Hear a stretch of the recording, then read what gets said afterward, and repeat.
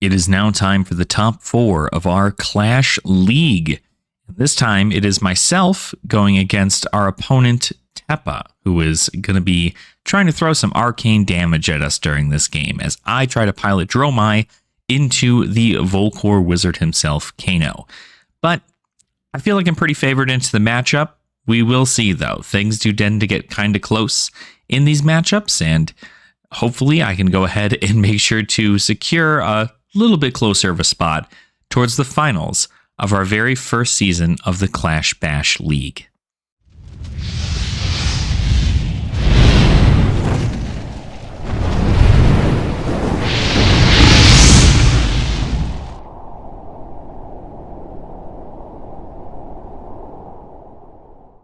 Alrighty, let's go ahead and get this game started. It is Dromai into Kano. I am on Dromai, my opponent Tepa on Kano.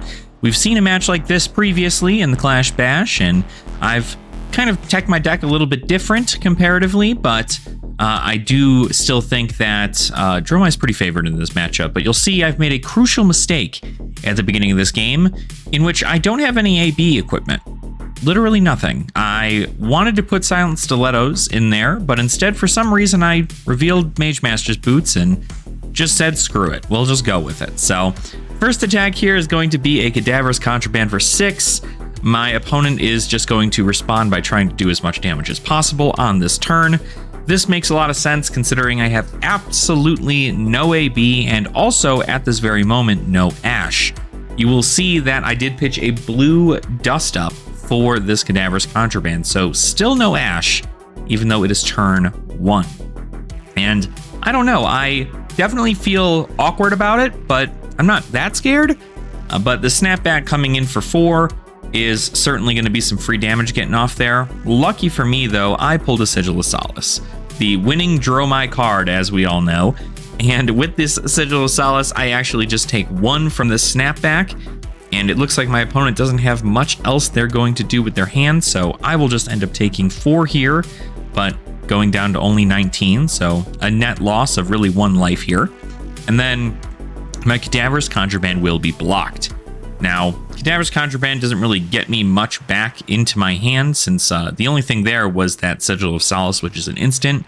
It does not count as a target for Cadaverous Contraband, so I was just trying to come in for 6 damage and really try to blow it through. So this next one coming in here, I still have no AB, and my opponent still can do a whole bunch of stuff on my turn, which is very, very terrifying. And I don't really much care for that. I don't much care for the fact that I'm able to not really block out a lot of this. So on my opponent's turn, they're simply just going to do more Kano things. They're going to go ahead and play a Aether Quickening. So this one has a surge ability where if it does more than what its base amount of damage is, then it will go ahead and I believe it gets go again. So I currently at this moment don't have any AB, so this is just 5 damage, but I do have an Oasis Respite, which I will then pitch a red Dust Up for to get a Ash into my situation here. That way I can make dragons. But I block out 4 of it, I don't get to gain any life, and I only take 1. So therefore, it doesn't get the go again, and my opponent's got to, just arsenal and move on through. So now on my turn, believe it or not, I pull the nuts. I play Invoke Thamai. Now, Invoke Thamai is a danger to anybody who likes to do stuff on your turn. So when it's wizards who like to just cast a whole bunch of spells on your turn, Thamai stops them from doing that entirely, being able to just block that out. So on the resolution, or on the active layer here, my opponent is going to just be pitching everything they have to try to do as much damage here while they still can on my turn before Invoke Thamai resolves. And luckily I pitched 2 reds for that, so I'm able to get some Ash, cost back out of all this here. So they're going to throw in Emeritus Scalding for 4. I'm going to go ahead and just take 4 because I have no other way to take that. And then they're going to go ahead and come in with an Aether Quickening. This one is also coming in for 4. And it is going to be just a solid 8 damage to my face this turn. But I'll gladly take 8 damage if it means I don't have to worry about my opponent ever blowing me up on my own turn. Kano, unlike Icelander, does not really have ways to deal with the actual dragons themselves. They only really have ways just to deal damage to their opponent. And sometimes they run cards like Singe, where Singe can blow up an Ashwing, which is the arcane barrier of Dromai. But this is definitely leaving for a pretty bad spot comparatively, simply because I still don't have AB, guys. I still don't have AB, and I haven't invoked Themai. Themai is saving me pretty hard right now, but my opponent can still just not block whatever I have coming in, and then he can come in for a decent amount of damage if he ends up pulling the right cards and is able to pitch the right things. So, being at 10 life, Kano can easily blow you up at 10 life. Very, very easy, especially if you have 0 AB. Luckily, with the Silken form that I have, I technically still have 1 AB, but 1 AB isn't really going to save you much here. So on my turn, what I'm doing first is I'm going to go ahead and pitch to my Glory Seeker. I'm pitching 2 reds and a blue, so over pitching in this regard. So I'm able to draw 2 and then go up to a whopping 3 Ash here. Or draw 1, sorry. I have 2 float, draw 1. I'm going to use 1 of that floating to then play an Invoke Kyloria. So we're already in a pretty good spot there. And then I'm going to go ahead and play Invoke Chromai. I pulled into some pretty nasty dragons, and with that floating from the Glory Seeker, definitely helped me out pretty well there. I got some Ash economy, and now I'm able to swing with a whole bunch of dragons. So I now have a dragon with a cool on-hit, being Kyloria, allowing me to draw a card. My opponent does not have an energy potion out, so I don't need to worry about stealing an energy potion. But now we're going to go ahead and see whether or not how much of this damage is being taken. This Kyloria is going to come in for 4. It's a perfect breakpoint for that Iron Rod Gauntlet, so you don't have to worry so much about any additional damage swinging through. And then I'm coming in for 3 on Themai. Now, this is very, very, very interesting because I normally wouldn't do this by attacking the card that is shutting down my opponent, but I don't really expect Kano to have poppers. I actually know that in the top 8 we all had to submit our deck lists and they all became public, so I know that Kano does not have any poppers in this deck, and I can comfortably go ahead and attack with my Themai without having to worry too much about any kind of popper or anything of the sort. And my opponent can't play any cards on my turn, which means that there's no way for them to try and blow things up. But it's really works out great there. So they're going to go ahead and pop a Mage Master's Boots, trying to get go again on this Aether Spindle. So really trying to maximize the amount of damage they do on their turn with the resources they have. I'm still at 10, and again, no AB. And what I'm trying to figure out now is, do I destroy the Silken form to at least get 1 AB to have him opt 1 less card from this Aether Spindle? It's going to hit. There's no way I'm getting AB4 or whatever, or AB5. So this is going to come in. I'm going to go ahead and, on the active layer, I'm going to activate my Silken form, create an Aether Ashwing, which does give me Arcane Barrier 1, and therefore now I can pitch to Arcane Barrier and be able to present at least some kind of defense against this onslaught of arcane damage. They may only be at 1 life less than me, and I may have technically a life lead, but 10 damage is pretty easy for Kano to get through, so I'm going to pitch that red dust up, get myself an Ash. I'm going to take 3 here. Sorry, it was 4 Arcane Barrier, not 5, or 4 Arcane damage, and not 5 Arcane damage. So I'm going to take 3 here. They're going to go ahead and do that, and then they're coming in with a Blazing Aether for 3. Now, this is really good. Blazing Aether just means any arcane damage you did throughout your turn, this just does that same amount, so it's a great ender to any time you are doing any kind of powerful turn. So this Blazing Aether is now coming in for 3. I still have AB now, so I can, in fact, pitch to AB, which feels a little bit better. I feel like I'm actually able to do something in response to my opponent's stuff. I am going to go ahead and pitch to AB. I have 2 floats, and then I'm just going to take 2 from here, and now I'm at 5. Very terrifying. I'm still at 2 cards left in my hand, and I know my opponent can't do anything on my turn, so I'm able to comfortably go ahead and just throw everything out of my hand and be able to actually try and win. I play another Dromai because I am really just, I hate wizards with a passion apparently. And so with my last Ash, I play another Dromai, now coming in with a huge dragon onslaught, 5 dragons on board. I know he doesn't have any poppers, so I'm just going to swing in here. That's 3 damage on the Dromai. Technically, I get action points off that, but it doesn't matter here. My opponent goes on down to 6. I then play a Dromai, attack for 3, and my opponent is either going to block or they're going to take 3. I've got nothing left in my hand. That's me showing I have nothing left in my hand, and everything else is just coming in for, for damage.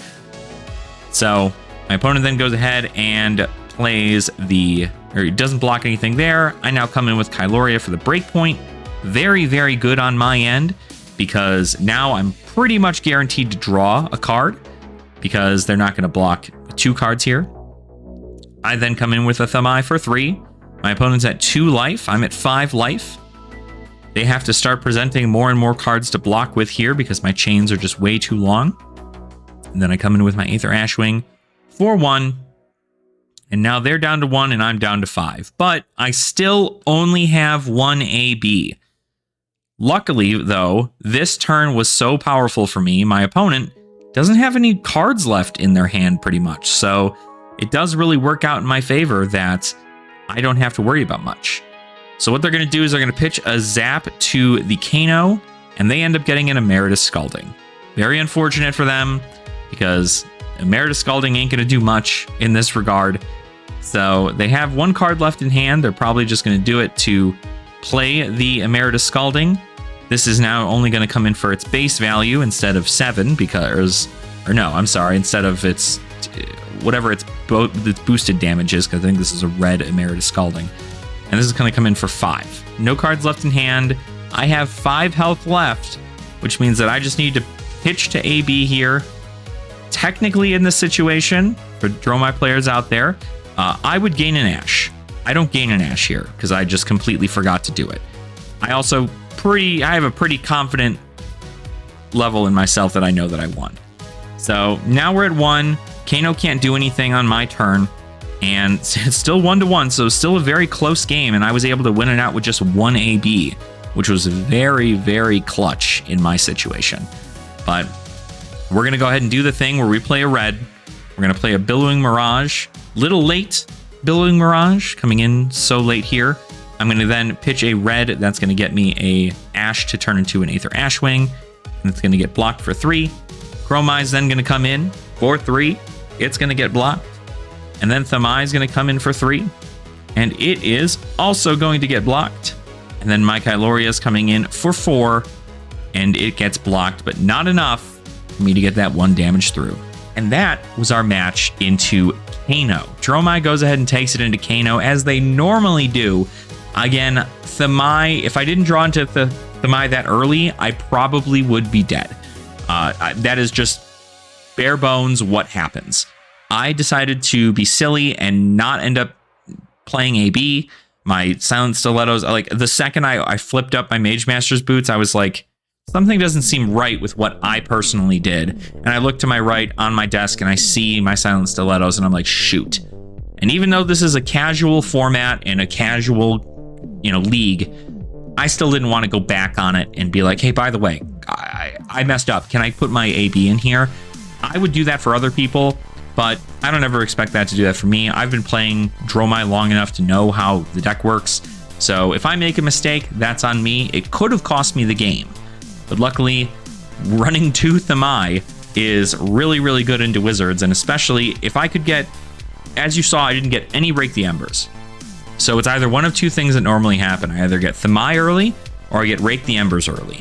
Rake the Embers early would help me out a ton, but it still would provide a ton of damage output from the Kano because they're still able to play on my turn. But because I played Dromai and they have no way to kill Dromai, it ends up working out pretty well for us. So that's game 1 here. We're going to move on to game 2. So make sure to go ahead and stay tuned for the channel. Like the video if you guys enjoyed this kind of gameplay here. Also go ahead and subscribe to the channel as well when you want to see more of this webcam Clash gameplay. I plan to do a lot of it with the people in the Clash community, so if you're ever looking to get a game in with me, feel free to go ahead and join our Clash Discord, which is in the description down below. And we can always go ahead and see if we can schedule a game together that I can post onto our channel. So very happy about it. Also, if you really wish to support the channel in a super awesome way, you can always become a channel member.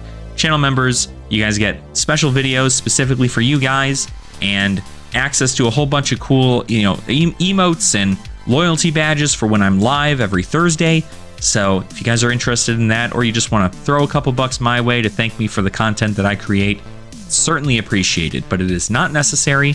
If you just subscribe to the channel, that would be awesome as well. And make sure to leave me a comment down below too, telling me how you thought this match went. Obviously, it still got pretty tight towards the end of it, so there's always that back and forth of flesh and blood that we all know, and even with Kano being shut down in a low life format, it's pretty rough to not respect everything that's out there. But let me know in the comments down below. I'd love to hear from you guys.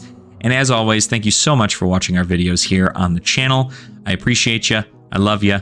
And continue having fun in the flesh and blood. And I'll see you all in our next game.